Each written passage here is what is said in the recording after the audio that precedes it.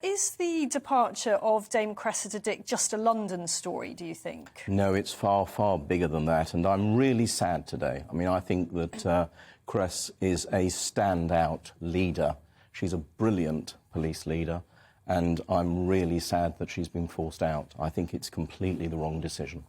That is quite an unusual thing to be saying at the moment, but I do pick up that she has a lot of support among officers. Yeah. And why is that? Because I think for those outside the police force, you know, as our Home Affairs correspondent there was saying, she has been an incredibly controversial figure. Why is it that she still has such popularity within the force? She's just a brilliant leader. She gets it. She's calm. She really is the person who should be taking the Met forward in terms of the great problems that the Met has. And that's why I think it's a mistake to force her out. You know, we've got someone who probably is the finest commissioner that has been in the Metropolitan Police Force, certainly in a generation. And to push her out really as a political whim just strikes me as the wrong way of doing it. I mean, I think I probably have to challenge that. I think it's rather more than a political whim. You know, there have been, I listed them there in our introduction, controversy after controversy. I will never forget the way the officers broke up that vigil for Sarah Everard. That seemed to me extraordinarily heavy-handed. There's the issue of Partygate. Why do you say that she's been forced out on a whim? I think that the politics of it, if it's felt that the Met isn't working properly, that's a strategic problem. And strategy sits with the politician, not with the lead officer.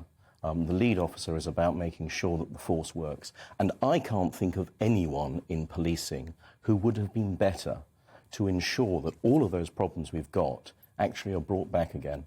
And, you know, I think it's a real mistake. But she's been in that job for many years. She's had senior roles at the Met for many years, and yet there are still very, very disturbing problems in terms of the culture of the Met that we saw with that report into Charing Cross. I mean, ultimately, somebody has to carry the can for that, don't they? Oh, indeed. I certainly think that the can should be carried.